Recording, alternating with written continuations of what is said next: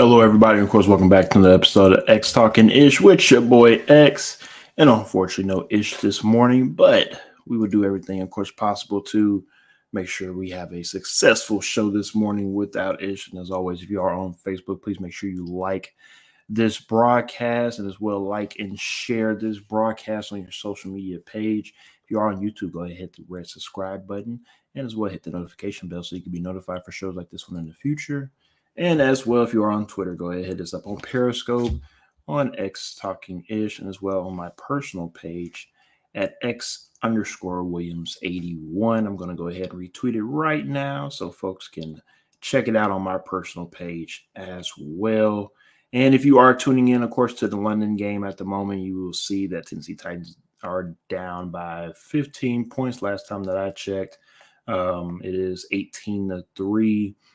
If you do know anything, of course, about these London games, usually first half, the teams are coming in a little sluggish just due to adjusting to the jet lag and everything else that's in place when it comes to playing a game overseas like that in that nature.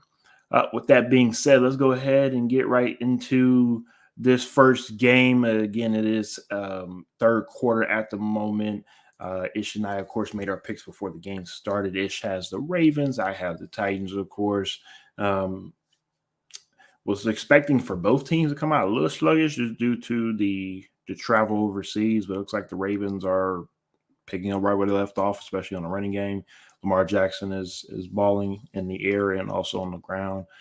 Tennessee Titans better wake up, or this game will be over with by the time the third quarter is done, and it won't be no Stanford comeback the same way Stanford came back against Colorado Buffalo over the weekend for the Tennessee Titans if they don't wake up in this third quarter.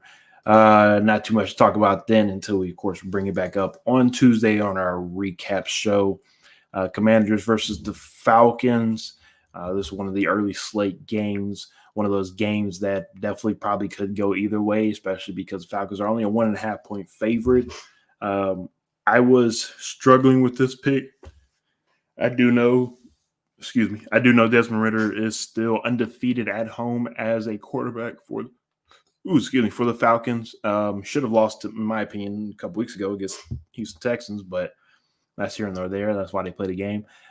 This week, though, I think the Commanders are coming in knowing that this is Desmond Ridder's record of being undefeated at home and wants to find a way to be the team's first L for Desmond Ridder.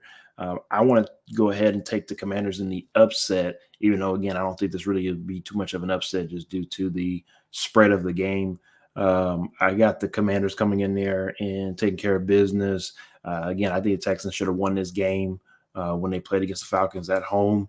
I think the Commanders are a slightly better team than the Texans, so I think that they are able to get the job done this afternoon in Atlanta.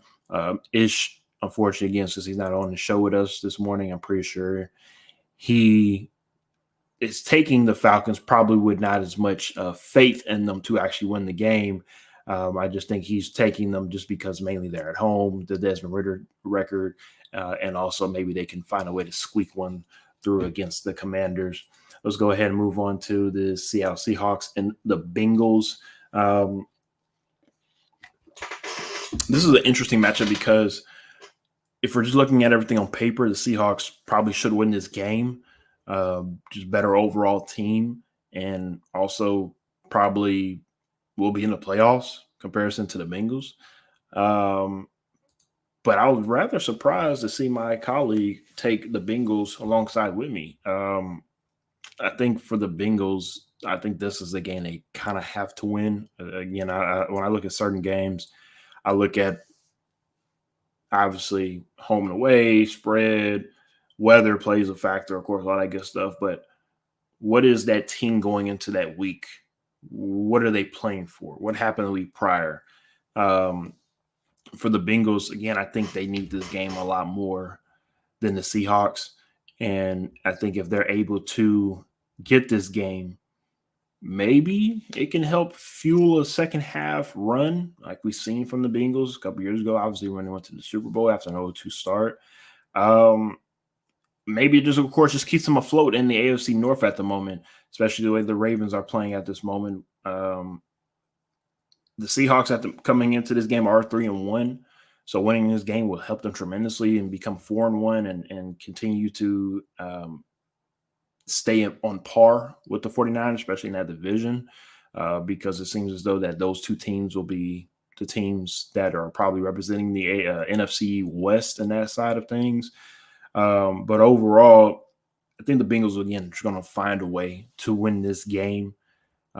Look out for a late touchdown drive by Joe Burrow, or if we're being completely honest, they might not even need that. I think the Bengals might find a way to win this game convincingly by a good 10 points. It wouldn't surprise me at all if the Bengals take care of business at home, I should say. The Colts and the Jaguars AFC South matchup with, unfortunately, no Anthony Richardson, but you do have, of course, Gardner Minshew homecoming. Gardner Minshew will be the starting quarterback for the Indianapolis Colts, and he will be going home to the team that drafted him, Jacksonville Jaguars. And the cool thing about Jacksonville is, let's be real, they're not gonna boo Gardner Minshew. They love them some Gardner. If anything, they probably want Gardner Minshew to back up Trevor Lawrence. I don't think they probably want him to start over Trevor Lawrence, but they definitely probably want him back and be able to back up Trevor Lawrence if need be. Before this game, I do have the Jacksonville Jaguars alongside with my colleague Ish winning this game. Just too many uncertainties, too many question marks for the Colts at this moment. Just not all the way there on both sides of the ball. Definitely did squeak by one last week and getting a win that they probably shouldn't have against, of course, my Titans. But that's just how those divisional matchups are when it comes to the Colts and the Titans. And then, of course, going into this week with another divisional opponent with the Jaguars. They could win this game. Honestly, I don't see it. Maybe this game be a little bit different if this was Anthony Richardson starting at the helm. Again, I can maybe see picking the Colts, but the unfortunate thing about Anthony Richardson, every time that he's started a game, he has not been able to finish the game. That is the biggest issue with Anthony Richardson right now is his health. I'll be the first one to say it. I've said it before the season started. I was hoping and praying and thinking that he was going to protect his body a lot more than he did in high school or in college, especially playing against grown adults. But it's really reminding me of Cam Newton once again, all over again, when it comes to, I'm bigger than you, I'm stronger than you, I can run over you. Kind of similar to Josh Allen when his first couple years with Buffalo wanted to jump over everybody and run over everybody. He kind of has calmed that down and does not do it as often. But Anthony Richardson is going to have to figure that out sooner, very much sooner rather than later. Seems like the Colts as an organization and as the city in Indianapolis love him. I see nothing but positivity over there in Indy, but it doesn't mean anything if he's not able to stay on the field. So Anthony has to stay healthy. He has to be smarter with his body, or he's not going to make it to year 3. And that's my biggest concern with Anthony Richardson is, are we going to be able to see the potential, the greatness throughout a 10-year span instead of just a 3-year span? And unfortunately, the Colts are losing another franchise quarterback who they thought could be their guy for 10 to 15 years. Panthers and Dolphins, of course, coming to Miami. Miami has a 14.5-point favorite win this game for the most part. I mean, let's be honest. This is one of those games for the Dolphins, just kind of like similar to last week when it comes to you need to take care of your business. Should be no reason why this team should be able to even contend with you the same way we saw them take care of business with the Giants last week. They were, I want to say, a 2-touchdown favorite in that game as well, too, won by 15 points. Same thing here. No disrespect to the Panthers, but it's next year for you guys. They're going to have to figure out something real quick for the Panthers if they're going to have Bryce Young be their guy, which seems like they are. I don't think they're giving up on him just yet. But I will say definitely are some cause of concern early, especially just with the emergence of C.J. Stroud out here in Houston. You're starting to now see some reports coming up saying that, well, the Panthers really wanted to find a way to get that number one spot to be able to get CJ Stroud. Obviously, it didn't happen. My apologies, not the Panthers. My apologies, not the Panthers. The Raiders. I want to say I saw the Raiders say that they wanted to get that number one spot because they believe in CJ Stroud so much. Again, it'd be interesting to see what's going to happen with the Panthers moving forward. Again, this season I think is just a chalk up year. I was expecting better from the Panthers this year, especially with the additions that they got on the offensive side of the ball. The defense that last year came on strong to be a better defense in the second half. I was hoping that would carry over into this half of the season, but it just has not. The Panthers 0-5, most likely will be 0-6 after this game. And there's going to be some cause of concerns. Again, with the Panthers, you keep rotating out coaches. It's just they're going to have to figure it out. New ownership group. It's going to be this could be the beginning stages of just the rough beginnings of trying to build something special here. So again, we have to see what these Panthers look like in the 2 or 3 years from now. But it's ugly. It's ugly right now. It's ugly to where I hope that people don't start turning on each other in the Panthers organization and start just pointing fingers at people that don't need to be pointed at. And hopefully for them, they can get a couple wins under their belt and finish out the season strong and not have Bryce Young be the reason why they're not being successful. All right, Vikings and Bears. Oh my. I say oh my because of both of these teams, the records that they are at the moment, both 1-4, both just look ugly. Just was not expecting more so the Vikings over the Bears to be a 1-4 team at this point in the season. Of course, there's already questions and concerns about will Kirk Cousins be traded mid-season. Most recent report stating that Kirk Cousins will not waive his no trade clause. So it seems as though that he will be in Minneapolis at least until the season is over with.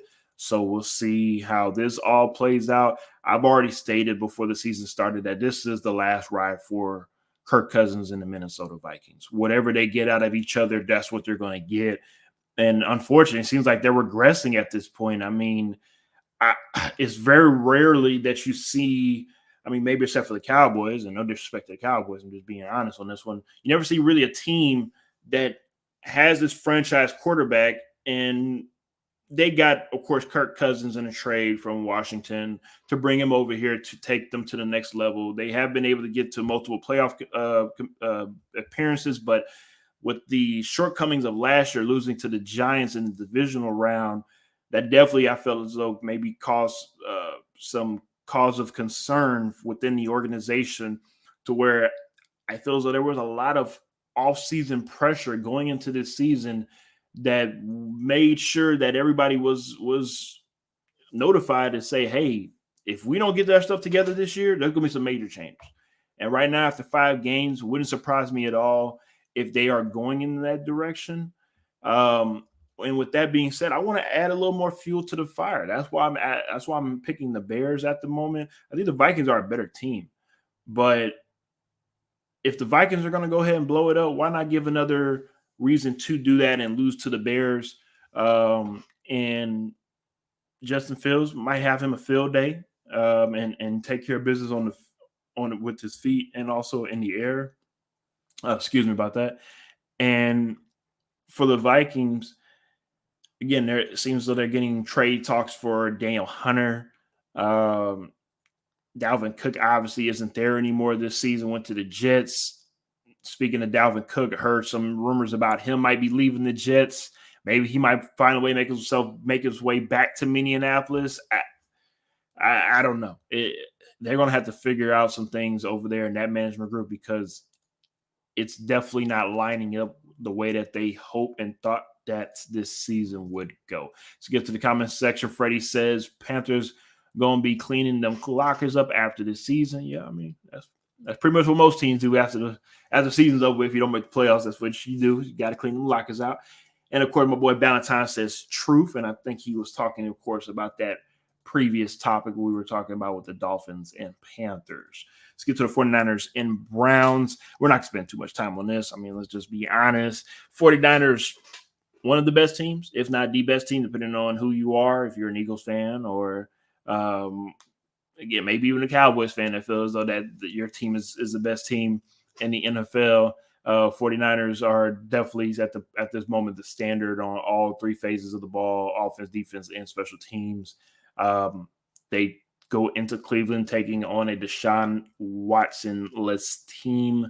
PJ Walker will be the starting quarterback for the Browns. With that being said, if I'm a betting man, and we'll get into that very soon, I would definitely take the under for everything for the Browns, because without Nick Chubb, without Deshaun Watson, it's going to be really ugly in Cleveland. And if those tickets are not less than $5 at the moment, if I'm Cleveland, let's go ahead and mark those down, because it's going to be ugly. Now, the only way that the Browns are able to stay in this game is if Myles Garrett and the defense keeps them intact, and also they create turnovers. That's the only way. If not, you're going to see Christian McCaffrey go off for 150 yards rushing, 2 touchdowns.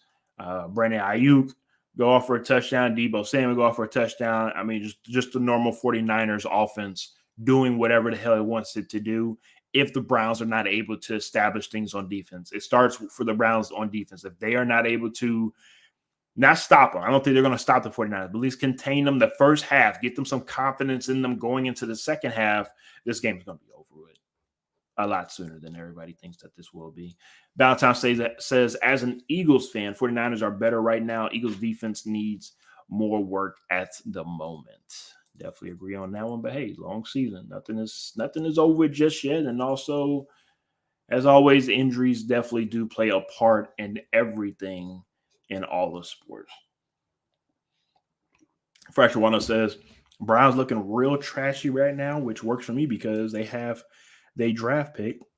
And of course, as a Texan fan, we do know about you guys' draft pick on that one. We understand we want the Browns to lose, not just for the draft pick, but also because of personal reasons with Deshaun Watson. But we'll talk about that another day. Saints and Texans right here in Houston at the NRG Stadium.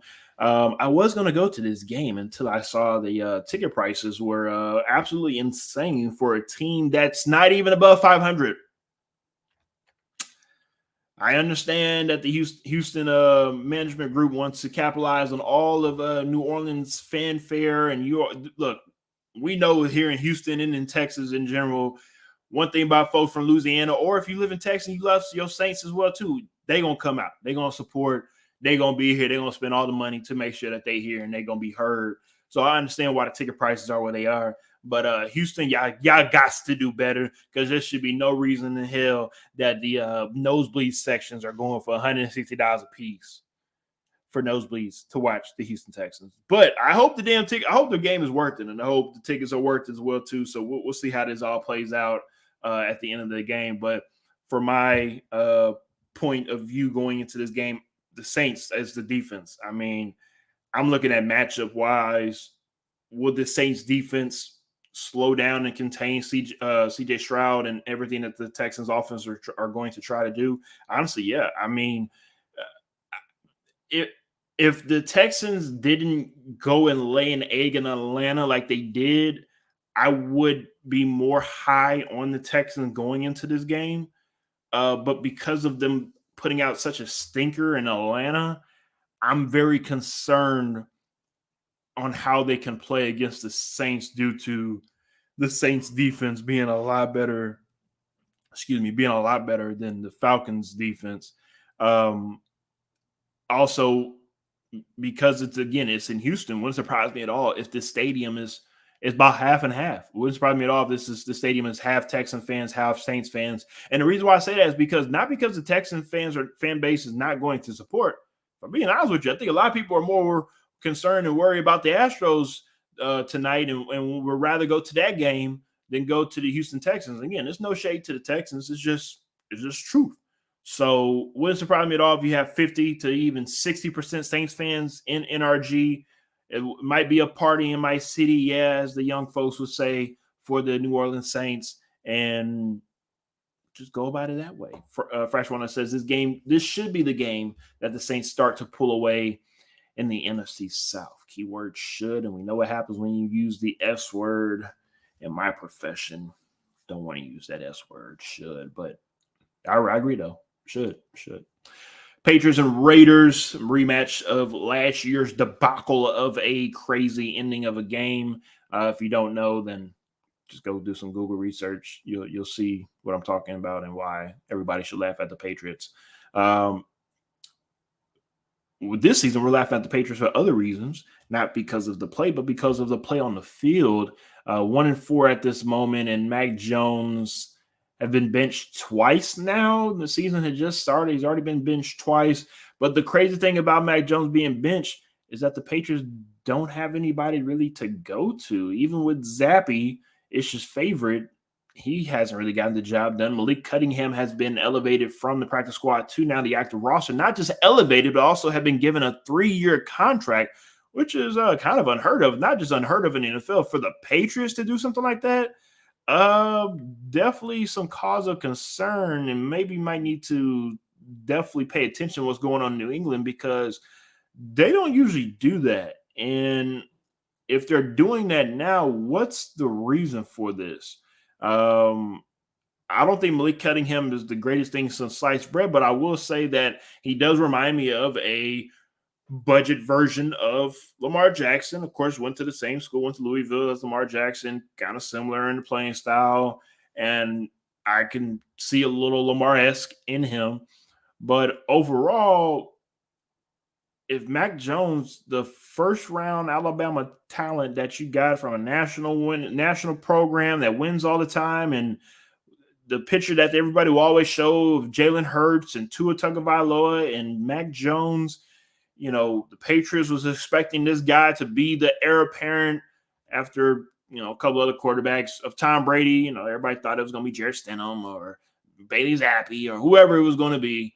And now you have Mac Jones, and they thought he was going to be a guy, and it just doesn't seem like it's working out that way. And if this doesn't work, could the Patriots say, hey, this isn't working as well when it comes to Bill Belichick and just the Patriot way? Could we also see just things changing in New England? Wouldn't surprise me at all. And Ish and I seem like we're on the same page when it comes to the Raiders winning this game. Now, I will say though, one thing I do know about Bill Belichick's disciples, aka his assistant coaches, playing against Bill Belichick, usually you don't win unless your name's Mike Vrabel. Usually you do not win. Now, I think this is the one time that Josh McDaniels will be able to find a way to win this game, mainly because the Patriots suck. It's not because Josh McDaniels is a great coach. It's just because I think the Patriots are just that bad to where the Raiders should find a way to win this game.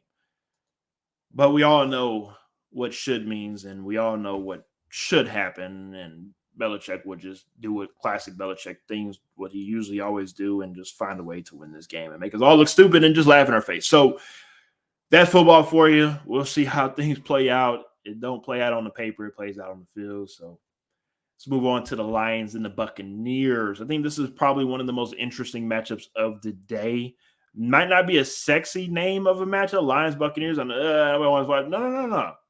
Watch this game. I think this is going to be one of those games where we find out a lot more about both teams. I think we know who the Lions are and what the Lions bring and what the Lions do. I think. I could be wrong, but if you've been watching football long enough this season, then you should know that the Lions they're pretty real, especially in the NFC. They are real. Offensive line helps them out tremendously. Jared Goff is playing probably some of his best football since going back to the Rams days. You're bringing in Saint Raha Brown back from being injured. The defense is, I would say they're playing okay. Defense could be a little bit better, but overall, the Lions are 4-1. The Buccaneers are 3-1, which a lot of us did not expect them to be after 4 games. We were jokingly, but being serious when it comes to Baker Mayfield might cost Todd Bowles his job and his ability to be able to be a head coach moving forward. But the opposite. A report came out during training camp for Baker Mayfield that apparently a coach was pretty much spewing that Baker isn't the same anymore, and Baker can't make certain throws anymore. Baker can't do this. Baker can't do that. Baker got wind of it, and ever since then, he has not been the same quarterback in a good way. He's been a better quarterback. He's elevated his game. He's played probably some of his best football since maybe his first couple of years being in the league. And one thing I do know about Baker, when you play a pissed off Baker Mayfield, a motivated Baker Mayfield, that's when you do get the best out of him. Some players are just built like that. Some players you got to talk shit to get some type of motivation out of them and drive. And it seems as though it's working for Baker Mayfield and the Buccaneers. Ish and I do have the Lions coming into Tampa Bay and taking care of business. But like I said, we need to take a look at this game, because this is going to be an interesting game due to if the Lions go into this game and lose this game, are we going to have to start taking the Buccaneers a little bit more seriously, especially in the NFC South? We just talked about how the Saints should start separating themselves. But at the moment, the Buccaneers are the top seed, and nobody really expected that going into this season, maybe except for people of Tampa.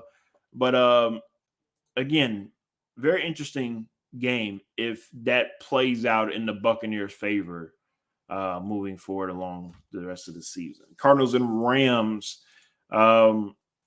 We talked about the Cardinals all season long. We know that they're not tanking, but they're trying to tank, but they're not. But they're competitive, but they're tanking, but they're this and they're that. And at the moment, they are 1-4, just like a couple of other these teams in the NFL. And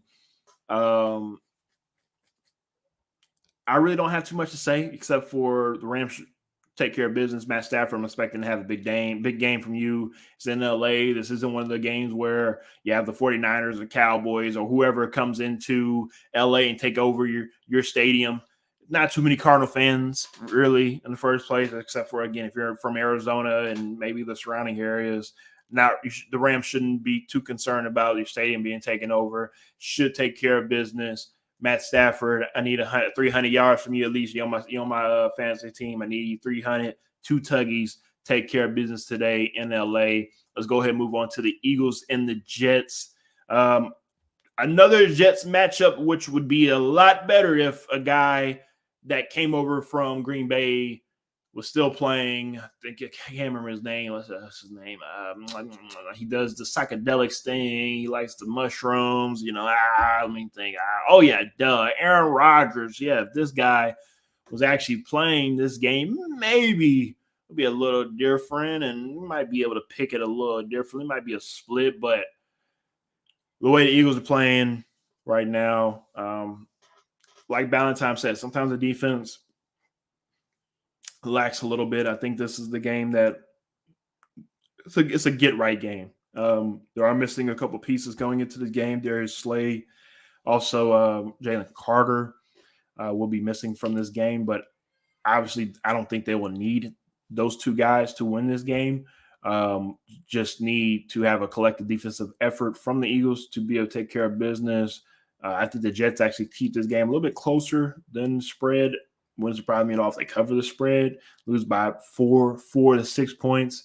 But overall, I just don't think Zach Wilson is enough to be able to take the Jets to the promised land, not just for this game, but also, of course, the rest of the season.